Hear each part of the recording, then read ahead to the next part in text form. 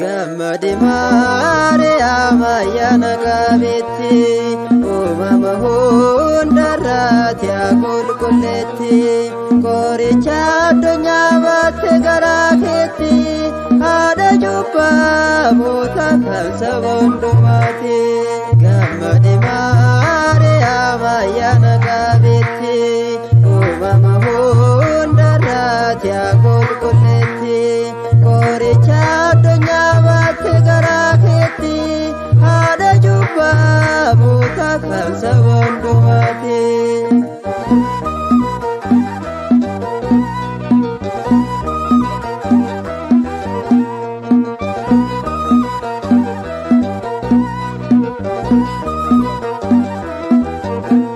Madda fayyinaati haadha jaalala arba kee oolchite goofta bara bara ulee Arooniidhaati nuuf kennamte bishaan otoo nu qillaalistee argamte bishaan otoo nu qillaalistee argamte.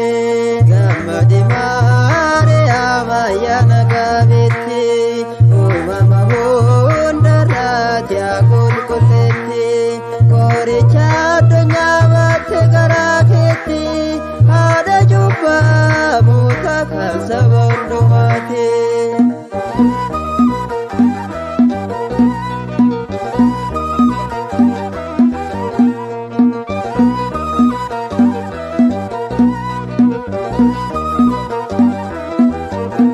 Dubra Maariyaam beektu karaa baati heerin garaa keetti qoricha addunyaati kan si keessa madde burqaa jireenyaati bishaanicha sugnaan lubbuun ni fayyite bishaanicha sugnaan lubbuun ni fayyite.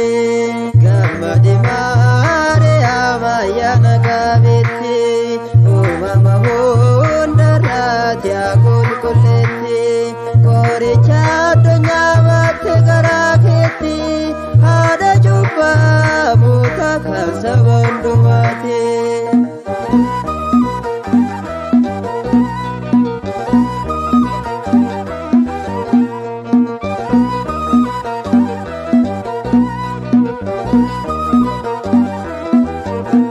Dhugaasiif baay'eeraadha jechuun kee gammachuu sitti mee qulqulluu Gabriel addaadha Maariyaam kennaa natti argatte kan lafti hin dandeenye garaa keetti baatte kan lafti hin dandeenye garaa keetti baatte. Gammadi Maariyaam ayyaana qabeetti uumama hundarratti yaa qulqulleetti qoricha addunyaa baatte garaa keetti haadha cubbamoota kan saba hundumaati.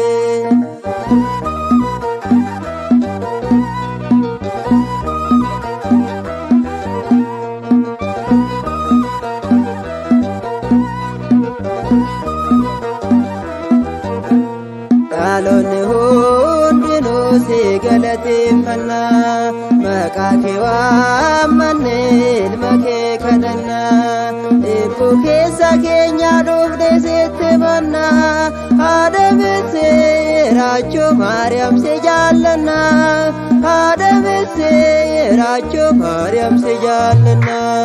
Gammadi Maariyaam ayyaana qabeetti uumama hundarratti yaa qulqulleetti qoricha addunyaa baatte garaa keetti haadha cubbamoota kan saba hundumaati.